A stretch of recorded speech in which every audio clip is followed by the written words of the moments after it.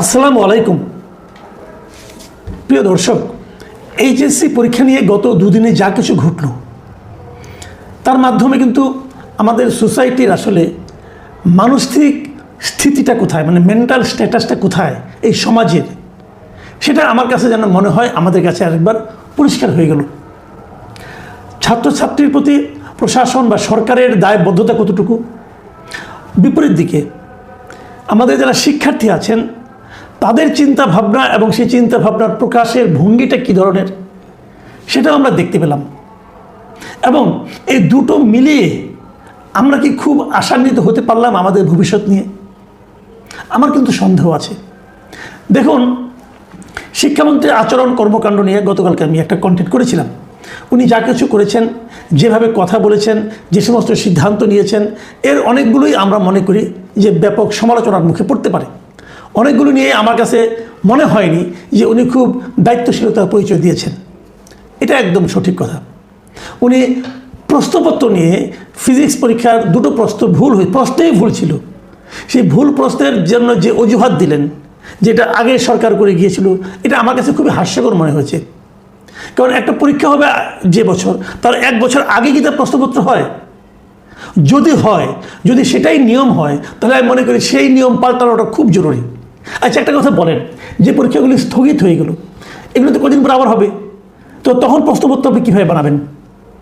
আপনি তো 7 দিন 10 দিনের মধ্যে প্রশ্নপত্র বানাবেন। এখন যদি আপনি 7 দিন 10 দিনের মধ্যে প্রশ্নপত্র বানাতে পারেন, তাহলে মূল পরীক্ষাটা বানাতে পারেন না কেন? এটাকে কেন 1 বছর আগে আপনাকে বানাতে হয়েছে?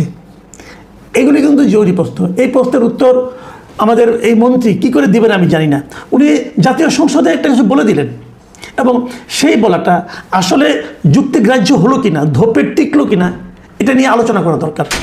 আর যদি এমনই হয় যে এটা 1 বছর আগে প্রশ্নপত্র তৈরি করতে হয়, তাহলে সেই সিস্টেমটাকে পাল্টাতে হবে। আবার সরকার কিন্তু সব কিছু মিলিয়ে একটা সিদ্ধান্ত দিয়েছেন। ওনারা 5টা সিদ্ধান্ত দিয়েছেন।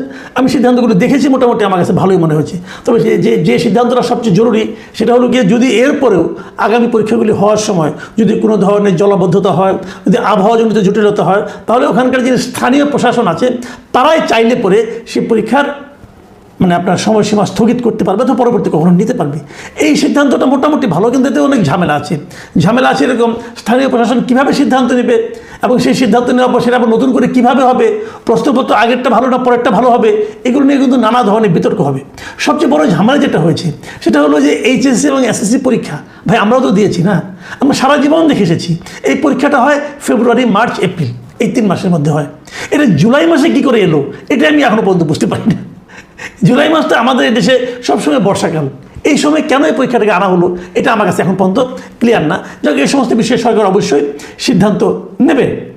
এবং সরকার বলেছে যে দুটো প্রশ্ন ভুল হয়েছে, সেই দুটো প্রশ্ন ফুল মার্কস সবাইকে দেওয়া হবে। আমি মনে করি এই সিদ্ধান্তটা একটা ভুল সিদ্ধান্ত। যে প্রশ্নের সে আনসার করেনি সেটাকে আপনি ফুল মার্কস দিবেন কেন? তাহলে অনেক স্টুডেন্ট কিন্তু এখন আমি যতটুকু দেখেছি গত 2 দিনে যে আন্দোলনে, অনেকে কিন্তু অটো পাস চেয়েছে। দেখুন, এই অটো পাস চাওয়ার চিন্তাটা মাথার মধ্যে ঢুকলো কেন? একবার ভেবেছেন? ঢুকলো এই কারণে যে আগের সরকার এ ধরনের একটা পদ্ধতি তারা করেছিল, চাপের মুখে তারা অটো পাস দিয়ে দিয়েছিল স্টুডেন্টদের, চাপের মুখে। তাদের কাছে স্টুডেন্টরা ছিল সব কিছু, ওরাই ছিল ডক্টর ইউনূসের নিয়োগকর্তা, অতএব তারা দিয়েছিল। তো এই যে ডক্টর ইউনূস যে আমাদের কতভাবে কত ক্ষতি করে গেছে, সেটা আমরা ধীরে ধীরে এখন বুঝতেছি, হয়তো আগামী দিনগুলোতেও বুঝতে থাকবো। এবং এই অটো পাস চাওয়ার যে প্রবণতাটা, এই যে চিন্তাটা মাথার মধ্যে ঢুকেছে যে আমি পরীক্ষা দিব না কিন্তু আমি পাস হয়ে যাব, এই চিন্তাটাই হলো সবচেয়ে ভয়ঙ্কর ক্ষতিকর একটা চিন্তা। এবং এই চিন্তার বাস্তবায়নের জন্য এই স্টুডেন্টরা কী করছে? এই স্টুডেন্টরা রাস্তা ব্লক করে দিচ্ছে, সচিবালয়ে যাচ্ছে, পদযাত্রা করছে। এই আগের বছর এরকম হয়েছিল, তারা করছে। এবং সবচেয়ে বড় কথা, তারা মন্ত্রীর পদত্যাগ চাচ্ছে। দেখুন, আমি আগেই বলছি যে প্রশ্ন নিয়ে পরীক্ষা এর মধ্যে, এই প্রতিকূল আবহাওয়ার মধ্যে পরীক্ষা নিয়ে অবশ্যই আমাদের শিক্ষামন্ত্রী কিছু ভুল করেছেন, কোনো সন্দেহ নেই। ঠিকঠাক মতো প্রশ্নপত্র না হওয়াটাও আমি ওনার ভুলের মধ্যে ধরবো, কারণ উনি দায়িত্বপ্রাপ্ত ব্যক্তি, উনি করতে পারেন না, অথবা ওনার মন্ত্রণালয়ের এটা ভুল, অবশ্যই বলবো। কিন্তু তার প্রতিকার কি তার পদত্যাগ? এবং সেই পদত্যাগ কি স্টুডেন্টরা চাইবেন? স্টুডেন্টদের চাওয়ার ভঙ্গিমা আপনারা দেখেছেন? আমার মনে হয় যারা সোশ্যাল মিডিয়ায় দেখেন তারা নিশ্চয়ই দেখেছেন যে তারা কী ভাষায় শিক্ষামন্ত্রীর প্রতিবাদ করেছে, পদত্যাগ চেয়েছে। শিক্ষামন্ত্রী দুঃখ প্রকাশ করেছে। একটা নারী, একটা মেয়ে দেখলাম, বাচ্চা একটা মেয়ে, সে বলতেছে শিক্ষামন্ত্রীর দুঃখ প্রকাশ ধুইয়া কি আমি পানি খাবো? কি ল্যাঙ্গুয়েজ! এরকম ভুল কি আগে হয়নি? তখন কি এই ল্যাঙ্গুয়েজ প্রয়োগ করা হতো? একটা মেয়েকে দেখলাম যে মানে সে কি অশ্লীল ভাষায় শিক্ষামন্ত্রীকে গালাগালি করছে, তিনিও পরীক্ষার্থী। আবার আরেকজনকে দেখলাম যে ওই মেয়ের, ওই নারীর গত কয়েকদিনের পরীক্ষার আগের কতগুলি তার আনন্দ উল্লাসের ছবি দিয়ে আরেকটা ভিডিও করেছে, এবং এখন তার কি অশ্লীলতা এটাও বলছে। এদের ভাষার কোনো ঠিক ঠিকানা পাচ্ছি না আমি। একটা এইচএসসি পরীক্ষার্থী, তার ভাষা এমন হবে কেন? পরীক্ষার প্রশ্নপত্র নিয়ে প্রশ্ন উঠেছে যে প্রশ্ন নাকি কঠিন হয়েছে, অথচ আবার কিছু কিছু স্টুডেন্টকে দেখলাম তারা বলতে যে প্রশ্ন তো কঠিন হয়নি, আমরা তো পরীক্ষা দিতে পেরেছি। তার মানেটা হচ্ছে এই যে যাদের কাছে প্রশ্নটা কঠিন ঠেকেছে তারাই বেসিক্যালি শিক্ষামন্ত্রীর কিছু কিছু ভুলকে কেন্দ্র করে আন্দোলনটা করেছেন। এটা হলো একটা বটম লাইন, এটা আমি যতটুকু বুঝতে পারলাম। আর শিক্ষামন্ত্রীর কিছু ব্যাপার আমি বুঝতে পারি না। উনি পরীক্ষা নিয়ে যতটা ব্যস্ত, উনি কিন্তু শিক্ষা পদ্ধতি নিয়ে ততটা ব্যস্ত না। এই শিক্ষামন্ত্রী উনি একসময় 2001 সালে যখন নাকি বিএনপি ক্ষমতায় ছিল তখন শিক্ষা উপমন্ত্রী ছিলেন উনি, শিক্ষা উপমন্ত্রী অথবা প্রতিমন্ত্রী আমার ঠিক খেয়াল নেই, যা হোক উনি পূর্ণমন্ত্রী ছিলেন না। ওই সময় উনি নকল বন্ধের জন্য কিছু পদক্ষেপ নিয়েছিলেন। তখন নকল বন্ধের প্রস্তাব উঠছিল কেন? উঠেছিল এই কারণে যে এর আগের আওয়ামী লীগ সরকারের আমলে শেষ দিকে প্রবল বেগে নকল হচ্ছিল। সেই নকল থামানোর উদ্যোগ নিয়ে এই এহসানুল মিলন সাহেব খুবই সফল হয়েছিলেন, এই জন্য উনি অবশ্যই ধন্যবাদ পাওয়ার যোগ্য। কিন্তু মিলন সাহেবকে বুঝতে হবে তারপর প্রায় 2 দশকেরও বেশি সময় পার হয়ে গেছে। এখন কিন্তু দুনিয়া অগ্রসর হয়েছে, শিক্ষা পদ্ধতি অগ্রসর হয়েছে, শিক্ষার মাধ্যম অগ্রসর হয়েছে, যোগাযোগ মাধ্যম অগ্রসর হয়েছে। এখন আমাদের শিক্ষা ব্যবস্থার, আমাদের শিক্ষার প্রধান সমস্যা পরীক্ষা নয়, প্রধান সমস্যা শিক্ষা পদ্ধতি। আপনি খবর নিলে জানবেন পৃথিবীর সবচেয়ে ভালো শিক্ষা ব্যবস্থা বলা হয়ে থাকে ফিনল্যান্ডের। ফিনল্যান্ডে শিক্ষাটা শুরু হয় 7 বছরের আগে না, 7 বছর আগে কেউ স্কুলে তারা নেয় না, 7 বছরের পর থেকে নয়। এবং সেই স্টুডেন্টের বয়স 18 হওয়ার আগ পর্যন্ত তাকে সিরিয়াস কোনো পরীক্ষায় বসতে হয় না, তাকে সিরিয়াস কোনো পরীক্ষায় বসতে হয় না। এবং তারা যখন স্কুল করেন, ক্লাস করেন, সেই ক্লাসে তারা ম্যাক্সিমাম থাকেন 4 ঘন্টা, মানে 4 ঘন্টা তাদের ক্লাস হয়। এই যে ব্যবস্থা, এটা আমাদের দেশের সঙ্গে খাপ খাবে? আমরা ভাবলো বলে কি এত কম সময় পড়াশোনা করে পরীক্ষা ছাড়া কেমনি করে ভালো করবে, এই যে বলি না আমরা। অথচ দেখেন ফিনল্যান্ডকে বলা হয় পৃথিবীর 1 নম্বর শিক্ষা ব্যবস্থা, এবং তারা ম্যাথে, সায়েন্সে এবং মানে ভাষাবিদ্যায় তারা কিন্তু পৃথিবীতে 1 নম্বর এই মুহূর্তে। তা আমরা 1 নম্বর থেকে শিখবো না কার কাছ থেকে শিখবো? আমি মনে করি আমাদের শিক্ষা ব্যবস্থার সবচেয়ে বড় ভয়ঙ্কর যে সমস্যা সেটা হলো কোচিং সেন্টার, টিউশন। স্কুলের টিচাররা টিউশন করেন, ওনার বাসায় উনি একটা বড় রুম নিয়ে সেখানে ব্যাচে স্টুডেন্টদেরকে পড়ান। ওনার ক্লাসে যারা পড়ে তারা আবার এখানে সে ব্যাচে পড়ে। তার মানে ব্যাচে না পড়লে সে ক্লাসে পড়তে পারবে না, সে ক্লাসে ফেল করিয়ে দেওয়া হবে। এই যে প্রাইভেট টিউশন করানো, ব্যাচে পড়ানো, কোচিং সেন্টারে পড়ানো, এটা হলো আমাদের শিক্ষা ব্যবস্থার সবচেয়ে বড় সমস্যা। আমি এটা মনে করি সরকার এত কিছু পারে, কোচিং সেন্টার বন্ধ করে দেন না কেন? যদি কোচিং সেন্টারে ভালো পরীক্ষা হয়, ভালো পড়াশোনা হয়, তাহলে স্কুল বন্ধ করে দেন, কলেজ বন্ধ করে দেন, তাহলে সবাই কোচিংয়ে পড়ুক। এই কোচিং হলো সবচেয়ে বড় বিস্ফোরা। এটাকে যতদিন বন্ধ করতে না পারবেন ততদিন আপনি শিক্ষা ব্যবস্থা করে পরিবর্তন আনতে পারবেন না। পরীক্ষা কমাতে হবে। সারা দুনিয়াতে এখন পরীক্ষা, এহসানুল মিলন সাহেব বলেন উনি আমেরিকান স্টাইলে পড়াশোনা করাবেন আমাদের দেশের লোকজনকে।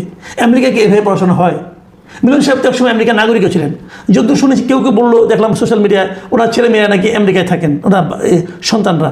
তাহলে ওনাদেরকে জিজ্ঞাসা করেন না আমেরিকায় কি আমাদের মতো এরকম মুখস্থ পরীক্ষা হয়?